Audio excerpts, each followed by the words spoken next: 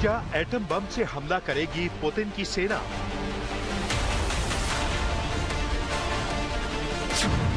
Ukraine border के करीब सेना की वर्दी में पुतिन। रूस का यूरोप पर एटमी हमले वाला रिहर्सल।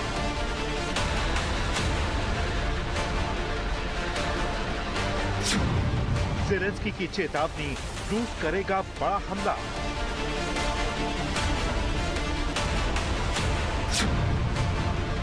नाटो से बोला पोलैंड, तैयार करो एटमी हथियार।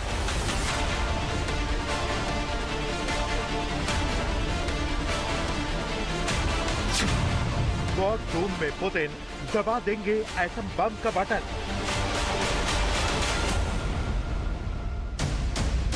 परमाणु युद्ध वाली रिहर्सल को देखने रूस के राष्ट्रपति पुतिन पहुंचे। पुतिन सेना की वर्दी में थे। पुतिन की मौजूदगी में बेलारूस और रूस की सेनाओं ने एटमी हमले का रिहर्सल किया। वॉर रूम में मौजूद पुतिन ने एटमी हमले वाला वॉर गेम देखा। युद्धाभ्यास में पुतिन की मौजूदगी ने नाटो मुल्कों की टेंशन बढ़ा दी, क्योंकि पुतिन ने एटमी युद्ध का बिगुल फूंक दिया है। रूस की तैयारी को देखते हुए पोलैंड ने नाटो मुल्कों से एटमी हथियारों की तैनाती की मांग की है।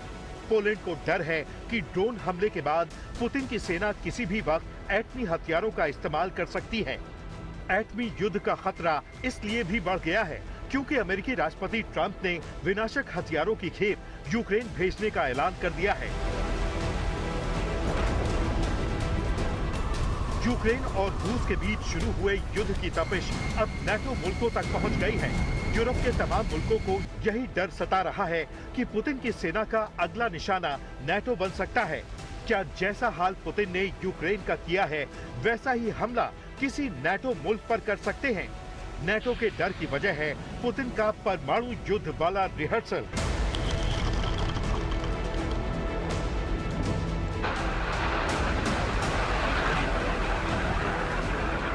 दरअसल रूस और बेलारूस के करीब 1 लाख सैनिकों ने युद्धाभ्यास में हिस्सा लिया। युद्धाभ्यास में परमाणु बम वर्षक युद्धपोत और भारी तोपखाने के साथ युद्ध की तैयारियों का अभ्यास किया। बड़ी बात यह है कि दोनों मुल्कों के 333 लड़ाकू विमान और 247 नौसैनिक जहाज का इस्तेमाल किया गया, जिनमें पनडुब्बियां भी शामिल थीं। युद्धाभ्यास के दौरान रूस ने अपनी घातक हाइपरसोनिक क्रूज मिसाइल जिरकॉन का परीक्षण किया, तो अपनी सबसे विनाशकारी मिसाइल ओरेश्निक की ताकत दुनिया को दिखाई। युद्ध विराम को लेकर रूस के राष्ट्रपति पुतिन ने बड़ा बयान दिया है। अभ्यास का उद्देश्य रक्षा को मजबूत करना और संभावित खतरों से निपटने के लिए तत्परता दिखाना है। जिस वक्त रूस का युद्धाभ्यास चल रहा था, वॉर रूम में पुतिन मौजूद थे। ठीक उसी वक्त रूस की सेना ने यूक्रेन पर बड़ा हवाई हमला किया। जापोरिजिया में 100 से ज्यादा ड्रोन और 150 ग्लाइड बम दागे। रूस के हमले पर यूक्रेन के राष्ट्रपति ज़ेलेंस्की ने पुतिन के बारूदी इरादों से नाटो को आगाह किया है। पिछले 2 हफ्तों में रूस ने यूक्रेन पर 3500 से ज्यादा ड्रोन, 2500 से ज्यादा शक्तिशाली ग्लाइड बम और करीब 200 मिसाइलें दागी हैं। ये हमले यूक्रेन की रक्षा प्रणाली के लिए सबसे बड़ी चुनौती बन गए हैं। विशेष रूप से रूस के ग्लाइड बम, जो ऊंचाई से छोड़े जाते हैं, बेहद विनाशकारी साबित हो रहे हैं। इनमें बड़े गड्ढे बनते हैं और यूक्रेन के पास इनके खिलाफ कोई प्रभावी सुरक्षा के इंतजाम नहीं है। ज़ेलेंस्की ने कबूल किया है कि उनका एयर डिफेंस सिस्टम अब पुतिन के हमले को रोकने में नाकाम है। वहीं रूस के ड्रोन हमले के बाद पोलैंड अपनी सुरक्षा के लिए नाटो मुल्कों से एटमी हथियारों की तैनाती की मांग कर रहा है।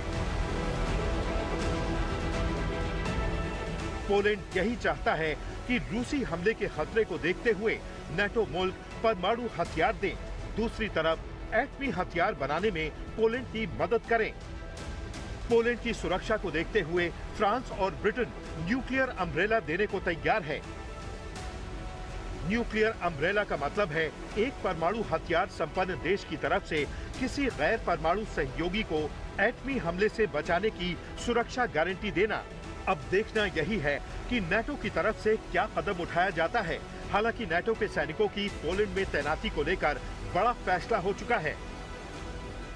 ये वही फैसला है जिसे लेकर पुतिन ने नाटो को अंजाम भुगतने की धमकी दी थी। पुतिन की धमकी के बावजूद पोलैंड में नाटो सैनिकों की तैनाती होगी। फ्रांस और जर्मनी अपने लड़ाकू विमानों को पोलैंड की हवाई सुरक्षा में तैनात कर चुके हैं। वहीं अब अमेरिका ने भी यूक्रेन को हथियारों की नई खेप सप्लाई करने का ऐलान कर दिया है। बहुत जल्द अमेरिकी हथियार को यूक्रेन की राजधानी कीव पहुंचाया जाएगा। भले ही ट्रंप यूक्रेन को हथियार देने को तैयार हो गए, लेकिन ट्रंप ने रूस से तेल खरीदने वाले यूरोप के मुल्कों को चेतावनी दी है।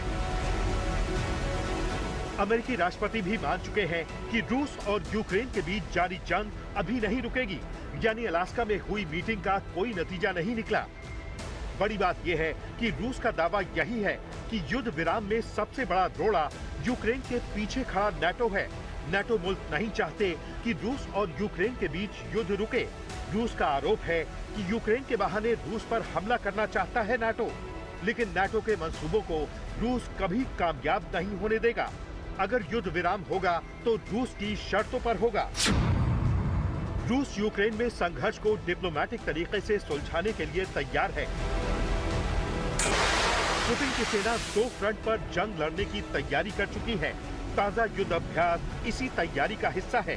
पोलैंड और रोमानिया पर ड्रोन हमले करके पुतिन ने अपने बारूदी इरादों का ट्रेलर नाटो को दिखा दिया है। भले ही पोलैंड से लेकर रोमानिया तक रूस पर पलटवार की मांग करते रहे, लेकिन पुतिन की बारूदी शक्ति को देखते हुए नाटो मुल्कों ने रूस पर हमले की हिमाकत नहीं की। ऐसे में नाटो की तरफ से रूस पर हमला किया जाता है तो पुतिन अपने एटमी हथियारों का इस्तेमाल करने से पीछे नहीं हटेंगे। पुतिन के दिमाग में क्या चल रहा है, प्लान कितना घातक है, उनकी इन तस्वीरों से समझा जा सकता है, क्योंकि अब युद्ध के फ्रंट लाइन पर खुद पुतिन ने मोर्चा संभाल लिया है। आज तक ब्यूरो।